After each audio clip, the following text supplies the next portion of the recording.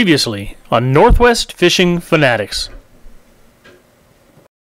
That's not bad. Oh yeah, come on. Let's go. Whoa, whoa, whoa, whoa, whoa, whoa, whoa. We went back to the bottom. Got myself a steely, baby. Got the golf cart loaded up. Got my apples. We are heading down to the Cowlitz.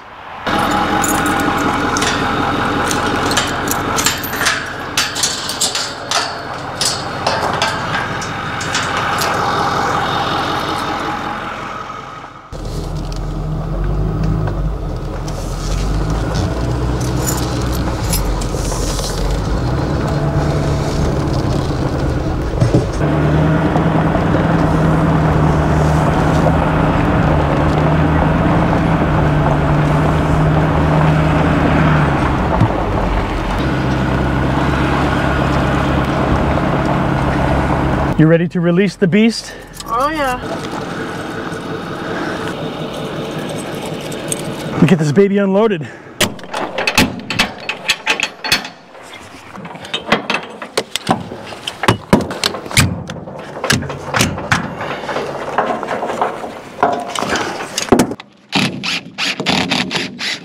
Forgot that I have to do it on a hill so I don't get high centered.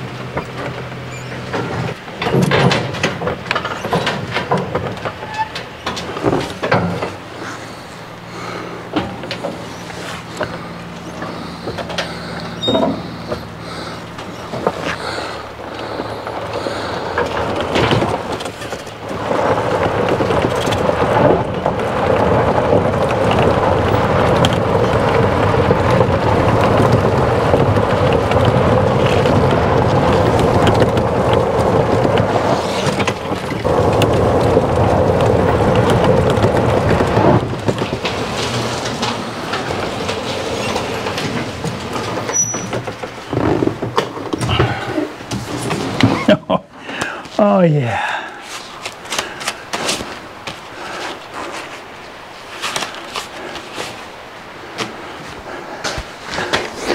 Hello there. Finally got the golf cart down here. I got this golf cart for free. Just had to do a little work to it. Had to replace all the batteries. Look at all the batteries down there. 6 8-volt batteries. And then my wife put these camo seat pads on here, and I camoed the roof and painted the frame black. It was aluminum. Now it's ready to rock and roll. Works great. 48-volt system, 6 8-volt batteries, quiet, runs really good. And I camoed the roof because I wanted it to not stick out in the woods. I brought it down here to the property so I can drive around and be quiet and stealthy. Yeah. Now I just need to figure out what I want to do. Do I mow the lawn? I don't think my wife wants to do that. Do I weed eat? Nah, don't want to do that. I could practice shooting my bow. I should do that. I could take all these cedar logs here and split them into fence rails and posts. That's what those are. These logs over here actually split really good. It's not easy. I mean, you have to use 3 or 4 wedges and a sledgehammer. Coax them along a little bit. But yeah, so I've been splitting these logs into fence rails. Or I could do a little shooting, or I can go fishing. I'm just gonna do a little drift fishing. May as well just do that. I don't want to get out in the boat. The water's too low. I don't feel like working. So I'm just gonna grab some drift gear, see if I can't find something that's that came up from the ocean. So let's go see if there's something out there in the river that we can convince to, you know, to hit our stuff. So I've got just a regular float rod here. You've guys seen a million of these setups, I'm sure. It's just a snap swivel. Oh, there you go. Snap swivel. Piece of pencil lead. 12-pound test line. And down here, about a 4-foot, 5-foot leader, and a small hook, and a little orange corky. And we'll head down there, see what we can do. I would think there's got to be a fish or two that have made it up this far already. I know it's a madhouse down there at the mouth of the Cowlitz. It has been for about a week or so. But I am just not going to go out there and mess around with all those people. So, let's see what I can do here.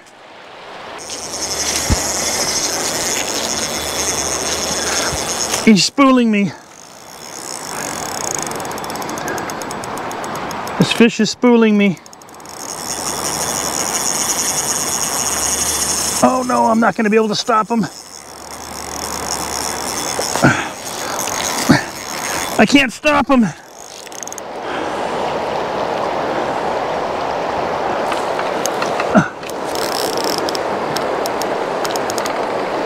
Whoa, whoa, whoa, whoa, whoa. Come on back up.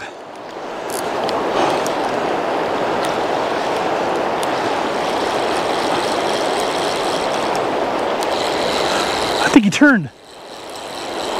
He either turned or he came off. Oh, he came off. Oh, he came off. Oh. Oh, I was hoping I could get him turned.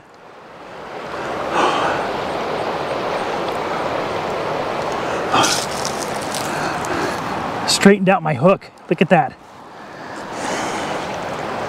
That is the problem with using really light gear.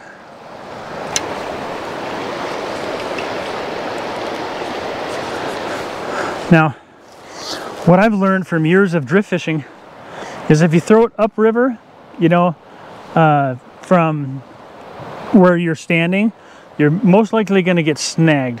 If you throw it directly out or somewhere downriver, the current is going to pick the weight up and you're going to have a more effective drift. And so I rarely throw upriver. If I want to fish upriver, I'll move upriver and cast out directly in front of me. So when you're out there, when you let it slide like this, it's possible for this corky to be floating on its own out there away from the hook. Fish picks it up like this, you set the hook, and here comes the hook. Next thing you know, right in the side of their mouth. So it doesn't always have to be pegged down here where the hook is. I think sometimes it works better when it's up above the hook. Can't catch a fish with weeds on there. I know a lot of people are fishing on the carbon and the Puyallup right now, but I just cannot take those crowds anymore, man. I'm serious. I just can't do it.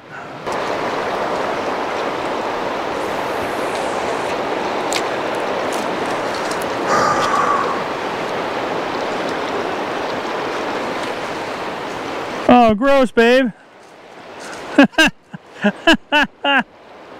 Oh my gosh. That's disgusting. My wife just scooped out a beautiful king from the boat launch. Look at that bad boy. It's disgusting. Look at that thing. Poor dude. Oh man. Yep. River nutrients. Yep. Ugh. That thing will smoke right up. I see people fishing all the time on the, you know, on the bank, and they're always dead. And they're always setting the hook as if they got a bite. Every time they finish with the drift, set the hook. Finish with the drift, set the hook. You don't need to do that. If there's going to be a fish on there, all you have to do is keep reeling, bring your stuff in, and it'll either be there or it won't. I mean, people who are constantly doing that are doing nothing but trying to floss.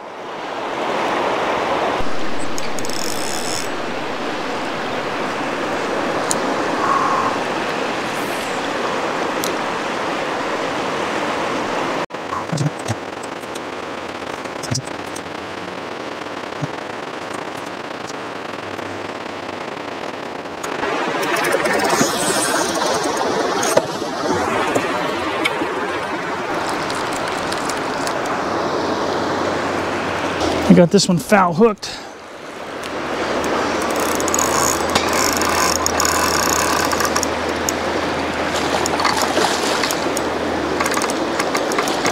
Oh no, it's gonna mess me up here. There he goes. No, he's going the wrong way. Oh, there he goes. I knew that was gonna happen. All right, one more cast, I'm gonna call it quits. The second last cast. Okay, third last cast, and I'm gonna call it quits. Okay, fourth last cast, and I'm gonna call it quits. 25th last cast, and I'm gonna call it quits. Man. 35th last cast, and I'm gonna call it quits. 47th last cast, and I'm gonna call it quits.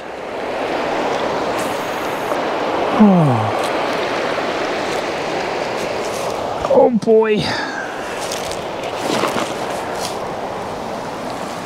Well, I tried. Sometimes it works out, sometimes it doesn't, right?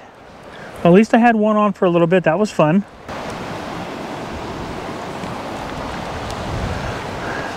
That's my buddy. He goes everywhere with me. But I wasn't able to catch a fish today. Only fished for like, I don't know, an hour.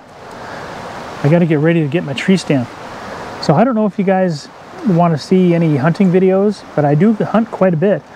And if you do, let me know. I'll definitely, you know, film myself up in the tree stand. It's actually kind of cool, the perspective from up there.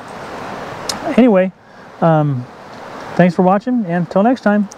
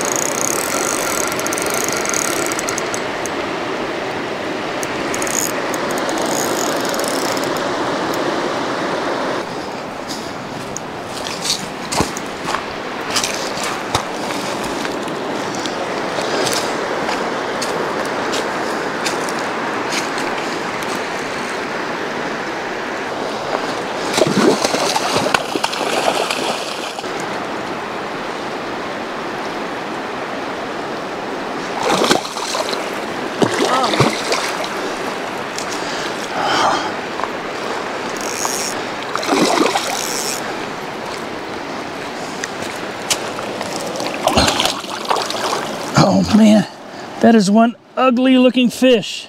Come on, there she goes. Well, I did what I wanted to do. I caught a fish. That one hit a jig, believe it or not. We let her go, and she's gonna be fine. Such is life on the Cowlitz. Thanks for watching. Till next time, bye now.